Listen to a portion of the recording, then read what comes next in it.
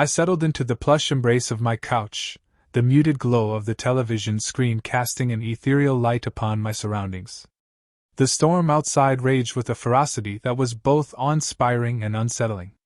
The wind howled like a banshee, rattling the windows and sending shivers down my spine. The rain lashed against the glass, obscuring the world outside in a veil of relentless downpour. In the face of nature's fury, I felt a sense of tranquility, a paradoxical sense of peace amidst the chaos. I had recently installed a top-of-the-line security system, its sleek sensors and cameras promising to safeguard my home against any intrusion. The system's advanced motion detection capabilities reassured me, lulling me into a false sense of security. Suddenly, the silence was broken by a sharp beep, the sound echoing through the house like a chilling premonition. The security system's alert blared relentlessly, indicating movement outside. My heart skipped a beat as a surge of adrenaline coursed through my veins. At first, I dismissed it as a mere animal, a stray cat or a curious raccoon seeking shelter from the storm. But the beeping persisted, growing louder and more insistent.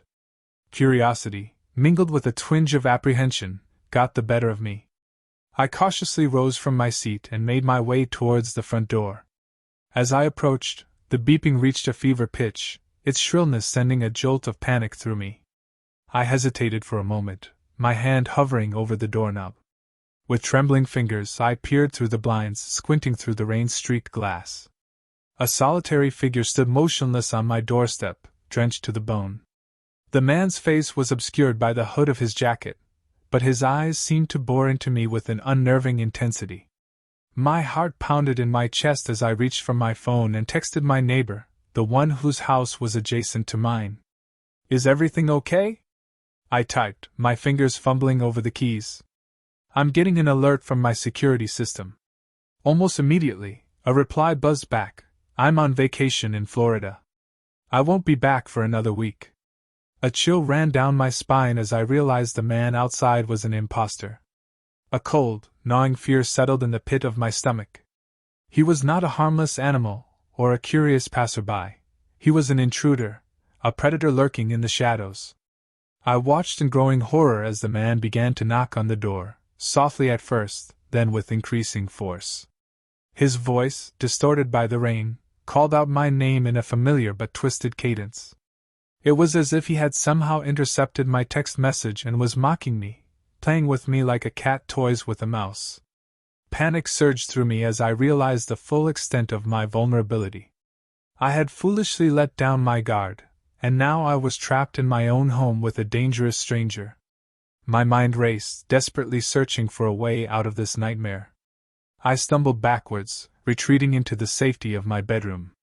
I slammed the door shut and barricaded it with furniture, anything I could find to keep the intruder out.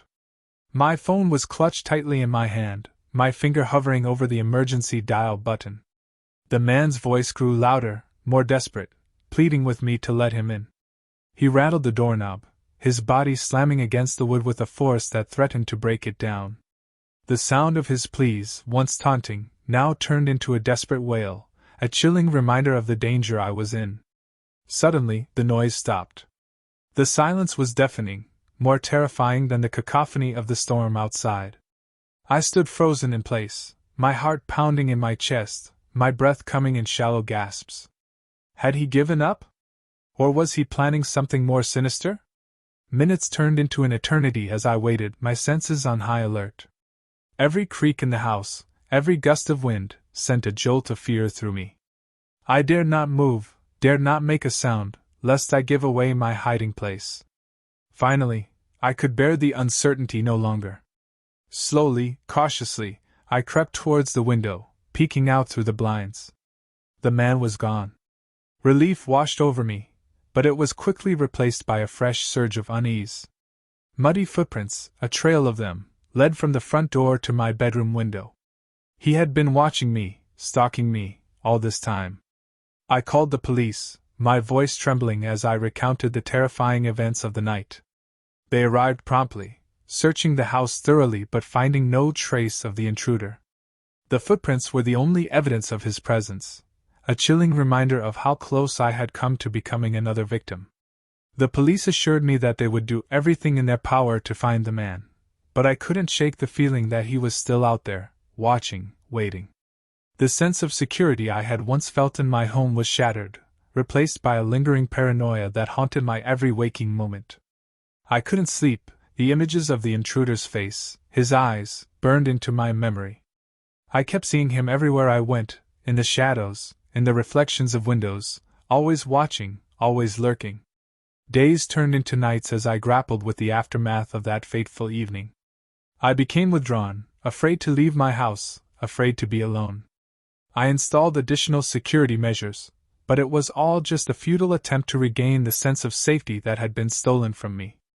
The police investigation hit a dead end, and the intruder was never caught. The case remained unsolved, a chilling mystery that hung over my life like a dark cloud. I eventually moved away from that house, seeking a fresh start and a place where I could feel safe again. But the scars of that night remained, a constant reminder of the fragility of security and the darkness that can lurk in the most unexpected of places. And so, I continue to live with the haunting memory of that stormy night, a night that changed my life forever. The feeling of being watched never truly goes away, a constant companion that whispers in the shadows, reminding me that even in the most seemingly secure of places, danger can strike without warning.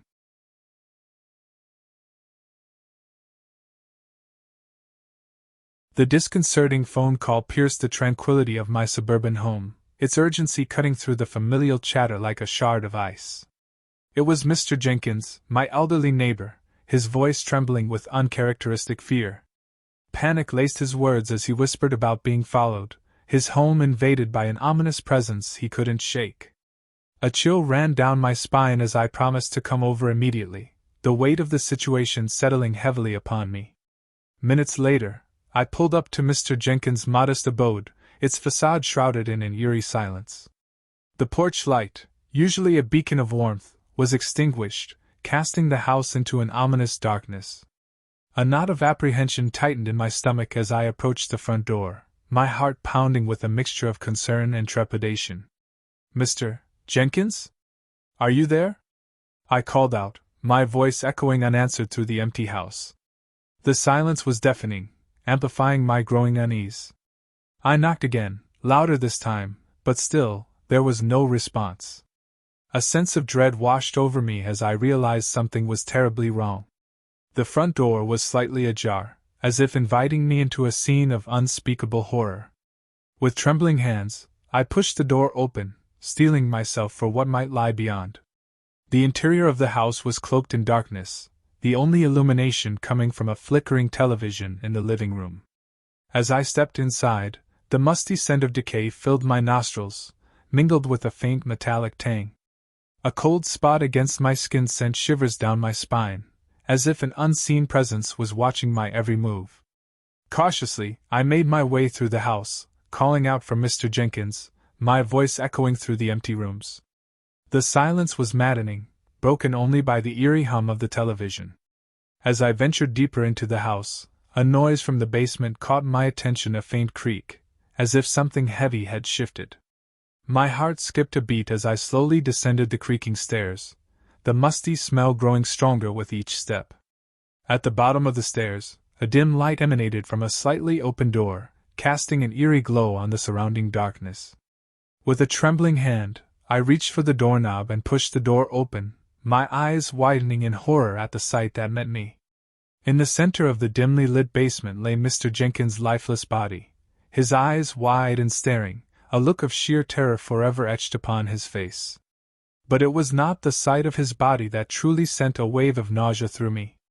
It was the makeshift shrine that had been erected beside him, a collage of disturbing images of me and my family, cut from photographs and pasted onto a piece of plywood.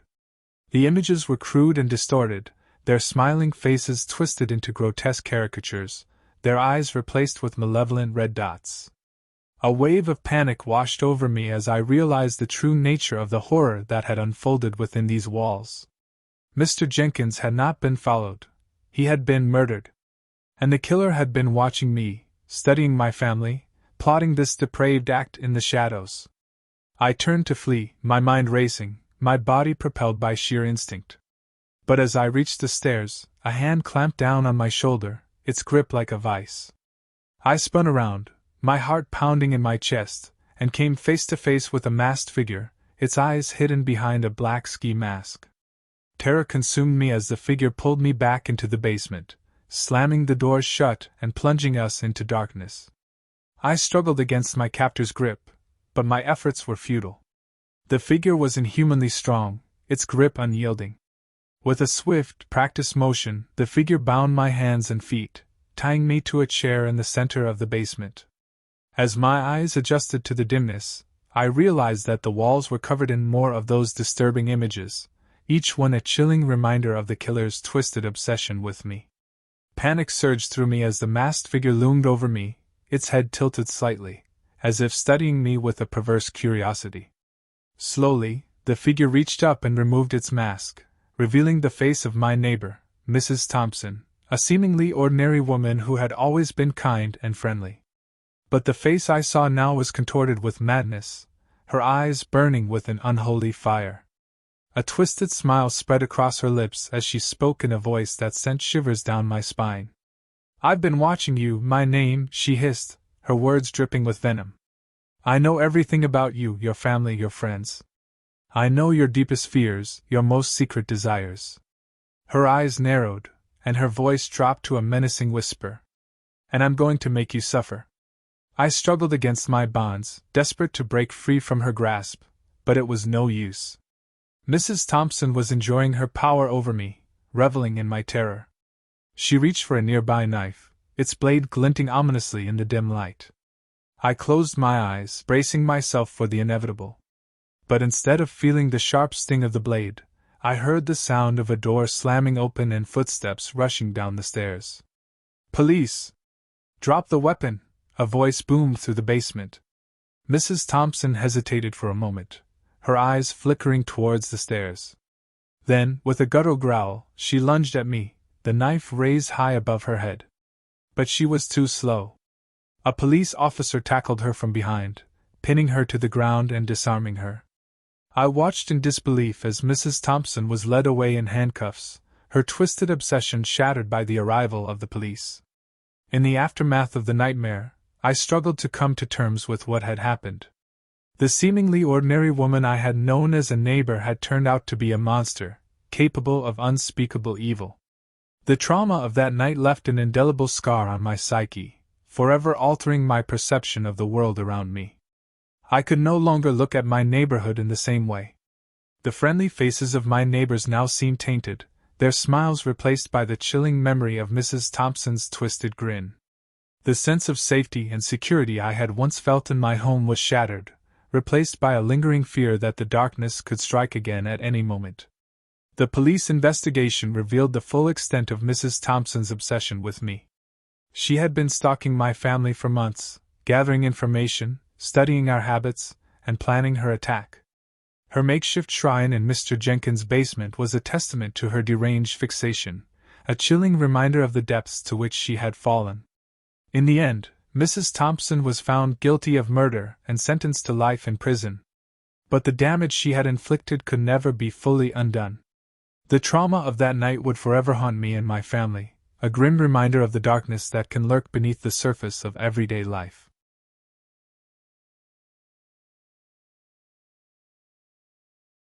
The night was a rare one for me, a single mother, to venture out without my beloved son, Max. I had heard whispers of a highly recommended babysitter, Rachel, who possessed an uncanny ability to connect with children. With a heart filled with both trepidation and anticipation, I arranged for her services, hoping for a respite that would allow me to reconnect with a part of myself that had long been buried under the weight of motherhood. Rachel arrived promptly at my doorstep, her demeanor radiating sweetness and politeness. She greeted Max with a warm smile, engaging him in playful banter that instantly put him at ease. As I watched them interact, a sense of relief washed over me. It seemed that I had made the right choice. With Max settled in, I bid farewell to Rachel, promising to return before midnight. As I drove away, I couldn't shake the feeling that everything was as it should be. The night held the promise of rejuvenation, a chance to rediscover the vibrant threads of my former life. Hours later, as I approached my home, the night's tranquility was shattered. A palpable sense of unease hung in the air, prickling my skin with goosebumps. I fumbled with my keys, my hands trembling as I pushed open the front door. The house was eerily silent. I called out for Max, but my voice echoed unanswered. Panic surged through me as I raced through the rooms, desperately searching for my son. Finally, I found him in his bedroom, fast asleep. Relief washed over me, but as I turned to leave, my gaze fell upon Rachel's phone, lying forgotten beneath the couch. Curiosity got the better of me, and I picked it up. The screen illuminated, revealing a chilling text message. "Make sure the mother doesn't suspect anything. Phase 1 complete." My heart pounded in my chest as I tried to process the words. What did it mean? What had happened during my absence? Panic propelled me to call Rachel, but the number had been disconnected. The next morning, as I tried to piece together the events of the night before, Max's innocent words sent a shiver down my spine. He spoke of a funny game Rachel had played, involving strange chants and a locked room. Fear gnawed at my insides as I checked the room he had mentioned, only to find it adorned with eerie symbols drawn in red and strange trinkets scattered around. Unable to bear the growing dread, I called the police. As they investigated, a horrifying truth emerged. Rachel was a member of a sinister cult, targeting single-parent homes for their nefarious rituals. Max had narrowly escaped becoming their next victim. The thought of what could have happened to my precious son still haunts me, sending icy tendrils of fear down my spine. The night that was supposed to be a respite turned into a nightmare that forever changed the course of our lives. In the aftermath of that harrowing night, I became a fierce advocate for single parents, sharing my story to raise awareness about the dangers that lurk in the shadows. I dedicated myself to ensuring that no other family would have to endure the unspeakable horrors that we had faced. Years passed, and Max grew into a strong and resilient young man. The scars of that night remained, but he refused to let them define him. Together, we found solace and strength in each other, our bond unbreakable. The cult that had threatened to tear us apart was eventually dismantled, its members brought to justice. Yet, the echoes of that fateful night linger, a constant reminder of the darkness that can hide in plain sight. As a mother, I had always vowed to protect my son from harm. But that night, I had unwittingly invited a predator into our home, a wolf in sheep's clothing. The guilt and self-reproach tormented me, a relentless shadow that refused to fade. In the end, it was Max's unwavering love and resilience that saved us both. He had stared into the abyss and emerged from it unbroken, a testament to the indomitable spirit that resides within us all.